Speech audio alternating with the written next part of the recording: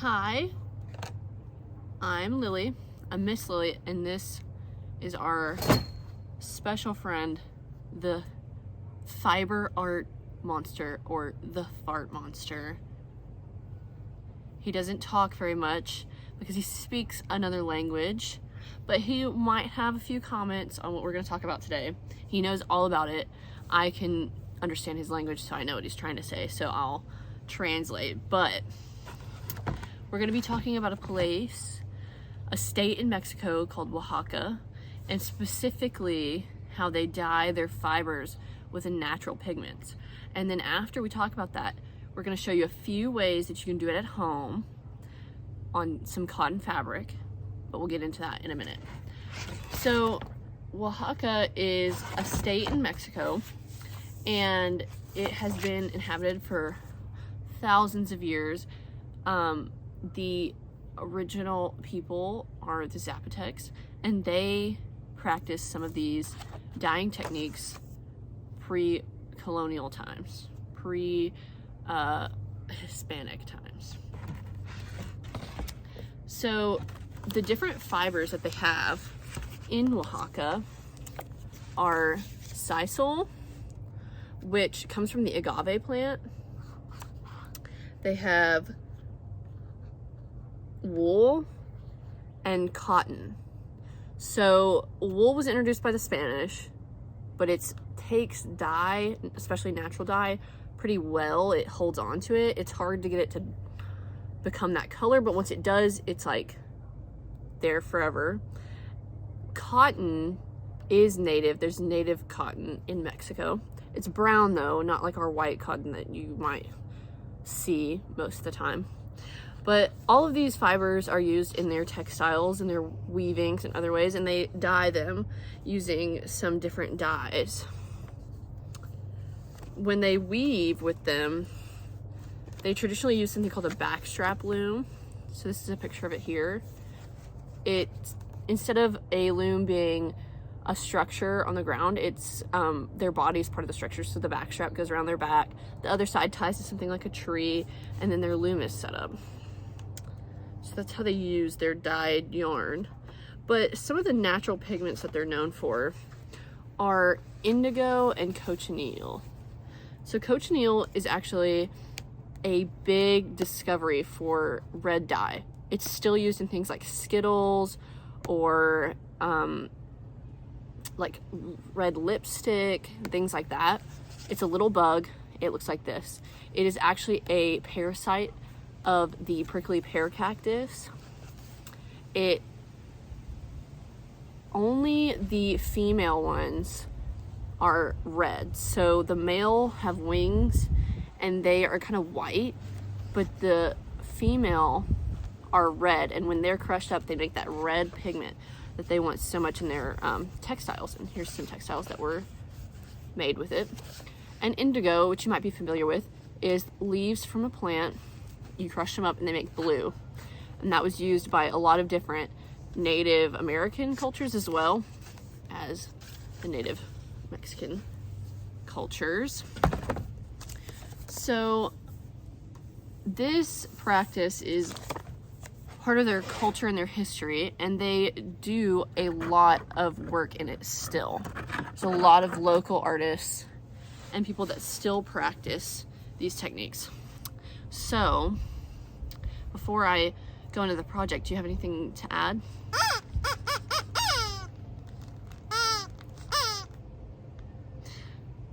Says that, I'm so smart and I was correct about everything, but he wanted to add that there's so many different things that you can use to dye with, and we're going to show you some of those. But you can use lots of different vegetables and fruits. You can use spices like saffron, or today we're going to use turmeric. There's lots of options, but today we're going to show you a couple that are easy to do in your home, and you only need to worry about one of them having a mordant, which we'll get into that later. But I'm going to shoot it over to future me and Vix, teacher Vix, and we're going to teach you how to dye some fabric.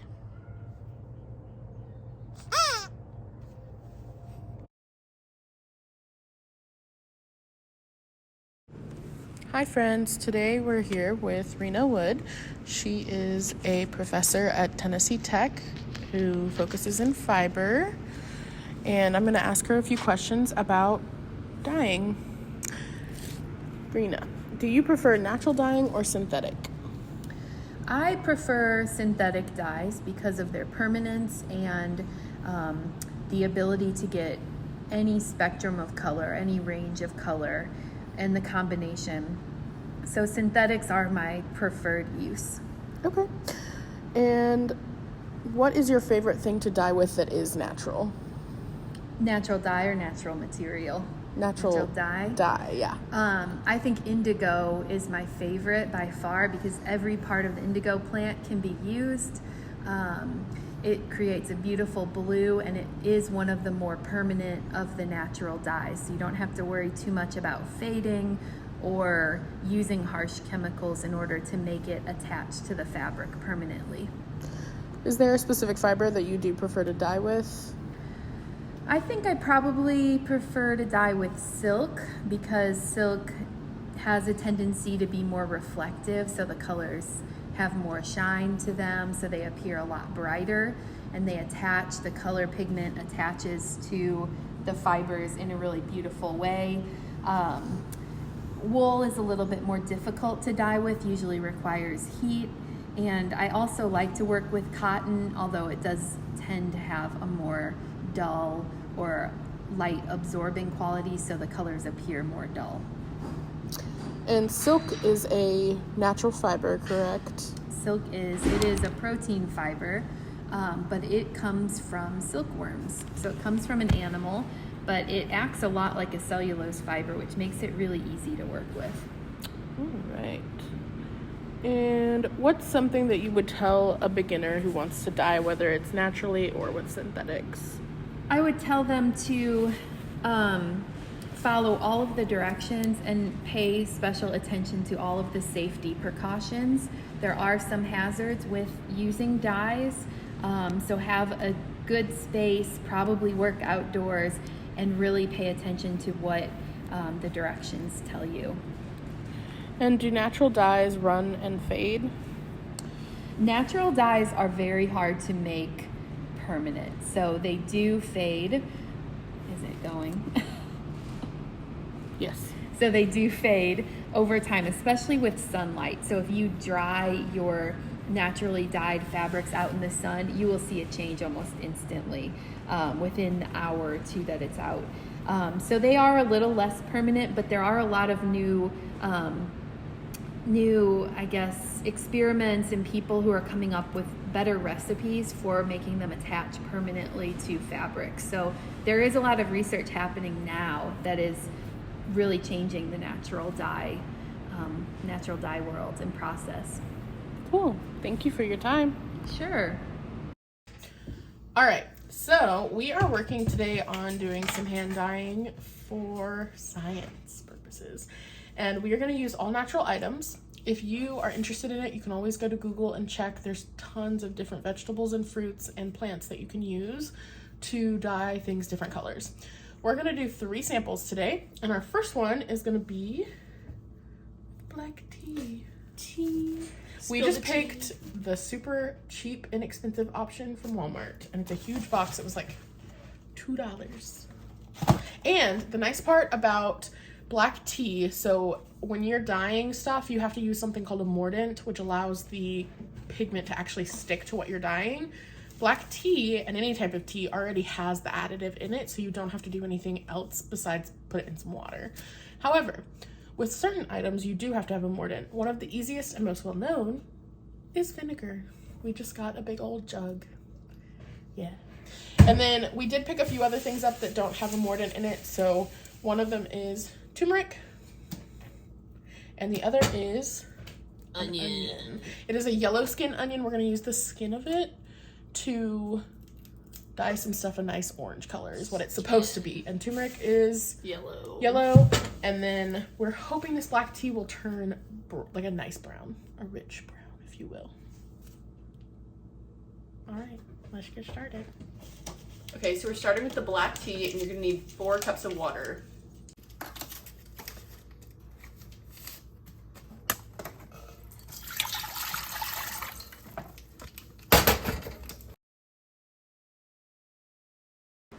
So once we have gotten that water to a boil, we go ahead and put our cloth in. When we put this cloth in, it just kind of helps it get ready to absorb the dye more easily. Here we've already added our tea bags to the water, and once you get those to a boil, you can bring it down to a simmer and then add your cloth into it. You don't need a mordant for this because the black tea already has it available and inside the packets. So this is a super easy one to do, and it comes out really nice. So here I'm preparing the onion skin pots. This one I just peeled a yellow onion and put the skins in here, and then I boil it with water in the onion skins for an hour. Here we've got our red onion peels coming to a boil, and we are just kind of letting it soak in there, take up all the juices. And then once we let it boil for a bit, probably about an hour, you're going to want to leave it in there for over 24 hours because it needs to soak up the extra pigment. So we're just separating it from the pan so that it can kind of sit out and do its own thing. For the last part, you're going to need an additional item, and this is the white vinegar. It acts as a mordant for your turmeric, and it helps really bind it together. We just added 1 cup of white vinegar to 4 cups of water, and then about half of the jar of turmeric. We went a little wild with that. You can add less because it's incredibly pigmented, and it does its job pretty quickly. This also will kind of give your house a nice scent, but just be aware of this if you're sensitive to spices or anything like that. And here we have Lily kind of pulling it out, just checking on that vibrancy. And then when we take it over to the sink, this is the only one where you're gonna want to wear gloves unless you want to be stained yellow. It's stained pretty much everything. It's super easy to get it on your skin but not get it off. So for this one, we recommend wearing gloves. And now we're coming back to the black tea one. Here, this one sat for a couple of hours, not super long. You don't have to leave it overnight. The longer you leave it, the more vibrant it will be and the more pigment it'll soak up, but only certain items really need to be left in there longer than 24 hours. So when you rinse any of these out, you're gonna want to rinse them in cool water until they run completely clear. And once they run completely clear under that sink, you're pretty much good to go. It's been set. All of the pigment should stay in the cloth, with exception. Over time, of course, it will fade away in the sun and with natural wear and tear. There you go. Okay, so me and the fart monster are back to show you the final results of our dyeing. And we're outside in the sun so we can really show you what we got. So he's holding them. Can I please have them? I know you really like them, but you have to let me show them. I know you really want to take those home with you. I'll let you take them back with you. Okay, you'll let me take them? Okay. He's being a little stingy with them, but he really likes this yellow one. This is the turmeric. It got a really bright yellow. Not nearly as bright as this, just because this is kind of green. But that's a really pretty natural yellow fabric we made. And then this one is the onion skin. So you can see that it's kind of orange, but kind of brown still, compared to the black tea, which is a little bit more neutral, a little bit more red undertone instead of like an orange. But those are 3 different ways to dye your own fabric at home using just grocery store items, things you might already have actually. in your cabinet. And you can do loads of things with this. You could make clothes, you could sew anything with it, you could do some embroidery on it, fabric collage maybe. You could even try to do almost like a shibori or like a tie-dye method, maybe with the turmeric, and like twist it up so that you don't dye all of it, you just dye some of it with the yellow. Get some yellow stripes going like the fart monster. Oh, he thinks that's a good idea. He wants to make himself an outfit that will match him like that. Well, thank you for doing some science and some art today with us, and I hope that you will try these methods at home and make some fabric and make something really cool out of it.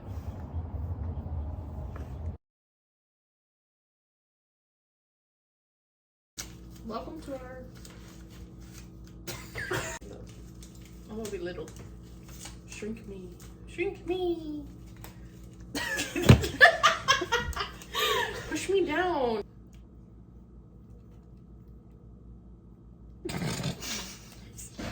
Okay, so today we are working on good soup.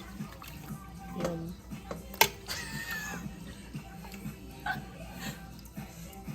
Can we put more than one piece in there? Yep. Mmm, cheesy.